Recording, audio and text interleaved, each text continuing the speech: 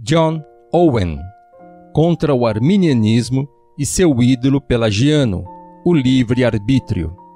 Capítulo 1. Os dois principais fins almejados pelos arminianos por suas inovações na doutrina das igrejas reformadas.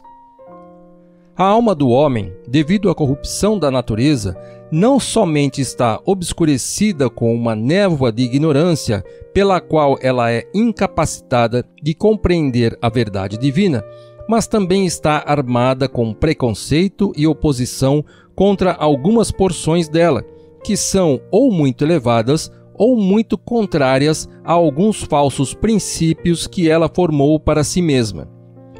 Assim como um desejo de autossuficiência foi a primeira causa dessa enfermidade, assim também é a presunção dessa autossuficiência que continua levando a alma a definhar.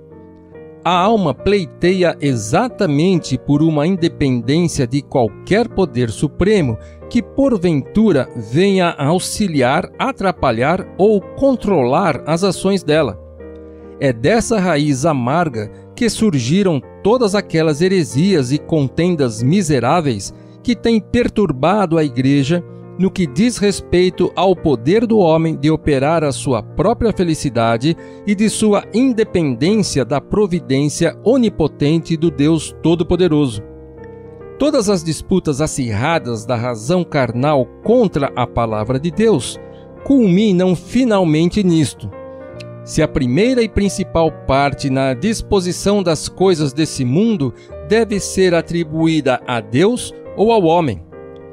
Os homens, em sua maioria, têm vindicado essa preeminência para si mesmos, alegando que isso deve ser assim. Do contrário, Deus seria injusto e os caminhos dele tortuosos. Nunca quaisquer homens, depois que começaram a ser uma nação cristã, se esforçaram mais avidamente na edificação dessa Babel do que os arminianos, os modernos e cegos patronos da autossuficiência humana. As inovações que os arminianos buscam fazer na doutrina já recebida pelas igrejas reformadas visam e tendem a um destes dois objetivos. Primeiro objetivo: libertarem-se do domínio de Deus. Libertarem-se da jurisdição suprema de sua providência todo-poderosa, não para viverem e se moverem em Deus, mas para possuírem um poder absoluto e independente em todas as suas ações, de forma que o evento de todas as coisas em que eles têm alguma participação seja considerado como nada mais do que o efeito do acaso, da contingência e de suas próprias vontades. Uma tentativa extremamente nefasta e sacrílega. Para esta finalidade, primeiramente, eles negam a eternidade e imutabilidade dos decretos de Deus, pois se a vontade quanto a essas coisas for estabelecida, eles temem ficar limitados a fazer apenas aquilo que o conselho divino determinou que fosse feito. Se os propósitos da força de Israel forem eternos e imutáveis, o ídolo deles, o livre-arbítrio, deve ser limitado e a independência deles é prejudicada, de forma que eles passam a afirmar que os decretos divinos são temporários e mutáveis, que Deus realmente os altera de acordo com as várias mudanças que ele vê em nós. O quão bárbaro esse conceito é! Quão contrário à pura natureza de Deus e quão destrutivo dos atributos dele, mostrarei no capítulo 2.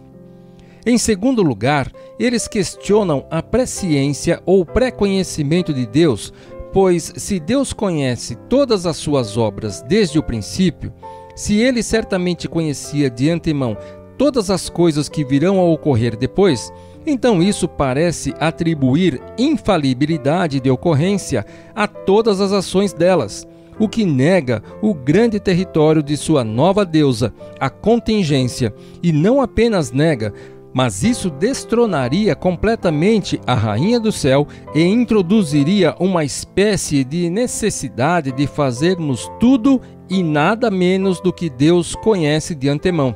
Ora, que negar essa presciência é destrutivo para a própria essência da deidade e que evidentemente equivale a incorrer em ateísmo, será declarado no capítulo 3.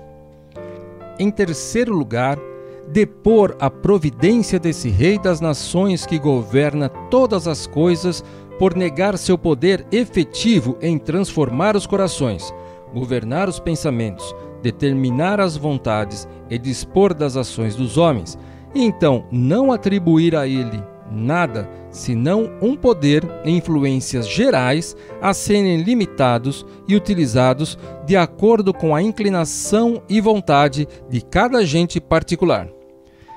Dessa maneira, eles transformam o Deus Todo-Poderoso em um ser que deseja que muitas coisas fossem diferentes do que são e um espectador ocioso da maioria das coisas que são feitas no mundo.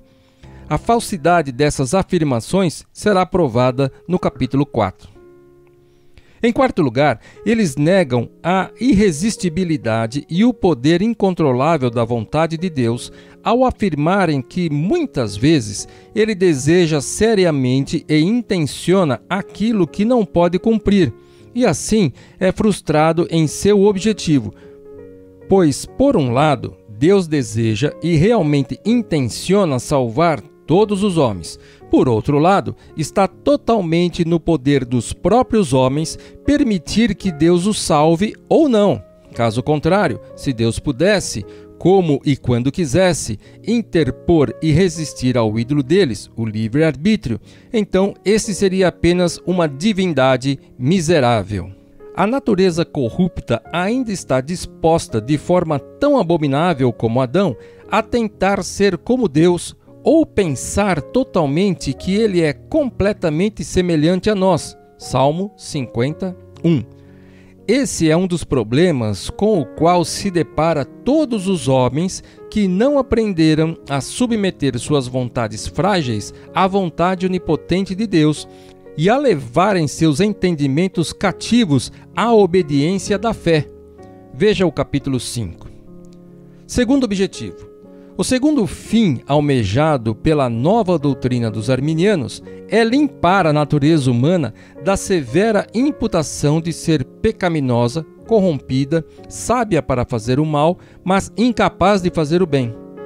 Assim, eles reivindicam para si mesmos um poder e capacidade de fazer todo o bem que Deus pode justamente exigir que seja feito por eles no estado em que estão, e de tornarem a si mesmos diferentes dos outros que não farão um uso tão bom dos dons de suas naturezas, de tal forma que a primeira e principal parte na obra da salvação deles pode ser atribuída a eles mesmos, um esforço orgulhoso e luciferiano. Visando essa finalidade, eles, em primeiro lugar, negam a doutrina da predestinação, pela qual Deus afirma ter escolhido certos homens antes da fundação do mundo para que fossem santos e obtivessem a vida eterna pelos méritos de Cristo, para louvor de sua gloriosa graça.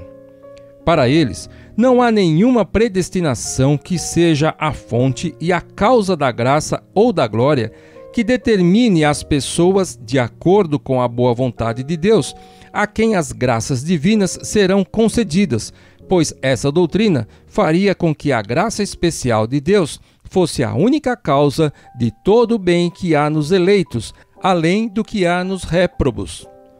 Isso faria com que a fé fosse uma obra e um dom de Deus, o que, dentre outras coisas, mostraria que o ídolo deles é uma vaidade e que não possui qualquer valor. Quanto a essa heresia corrupta que eles têm buscado colocar no lugar da doutrina da predestinação, veja o capítulo 6. Em segundo lugar, eles negam o pecado original e o demérito dele. Quando a verdade sobre o pecado original e o demérito dele é entendida corretamente, torna-se fácil demonstrar que, apesar de todo o esforço do ferreiro, do carpinteiro e do pintor, o ídolo deles é, em sua própria natureza, apenas um bloco de inutilidade. Tal verdade demonstrará não apenas a impotência que há em nossa natureza no que diz respeito a fazermos o bem, como também a partir de que fonte o bem vem até nós. Veja o capítulo 7. Em terceiro lugar, quando acusam a nossa natureza humana de possuir uma aversão à lei de Deus, eles também sustentam que tal aversão já havia em Adão quando ele foi criado e, portanto, ela proveio do próprio Deus. Veja o capítulo 8. Em quarto lugar, eles negam a eficácia do mérito da morte de Cristo, ou seja, eles negam tanto que Deus pretendia com a morte dele resgatar a sua igreja, como também negam que ele pretendia adquirir para si um povo santo e também negam que Cristo, através de sua morte, mereceu e adquiriu para nós a graça, a fé ou justiça e o poder para obedecer a Deus ao cumprir a condição da nova aliança. Eles negam todas essas coisas, pois claramente essas verdades são como uma arca que quebra o pescoço do Dagom deles, pois que louvor, eles declaram, pode ser devido a nós mesmos por crermos se o sangue de Cristo obteve que Deus nos concedesse a fé. O Senhor te repreenda, ó Satã. Capítulo 9 e 10. Em quinto lugar, se Cristo reivindicar participação na salvação de seu povo, daqueles que crerão nele, eles admitirão que alguns são salvos sem ele, alguns que nunca ouviram falar de um Salvador. Na verdade, em nada mais eles erguem o seu ídolo para mais perto do trono de Deus do que nessa blasfêmia. Capítulo 11. Em sexto lugar, tendo assim roubado a Deus, a Cristo e a graça dele, os arminianos adornam o seu ídolo livre-arbítrio com muitas propriedades gloriosas que de modo algum são devidas a ele. Isso é discutido no capítulo 12. Em sétimo lugar, eles não somente pleiteiam um poder salvador para a recém-criada divindade deles, mas também afirmam que ela é muito ativa e operante na grande obra da salvação de nossas almas, primeiramente, em nos preparar adequadamente para a graça de Deus e assim nos dispormos a partir de nós mesmos a fazermos o que é requerido de nós. Capítulo 13. E depois, na operação eficaz de nossa conversão a Deus. Capítulo 14. Assim, finalmente, com muito esforço e labor, eles estabeleceram um altar para o seu ídolo no templo sagrado, à direita do altar de Deus, e sobre ele oferecem sacrifícios à sua própria criação e artifício. Pelo menos, nem tudo a Deus, nem tudo ao livre-arbítrio, mas deixe que o sacrifício de louvor por todos os benefícios seja dividido entre eles.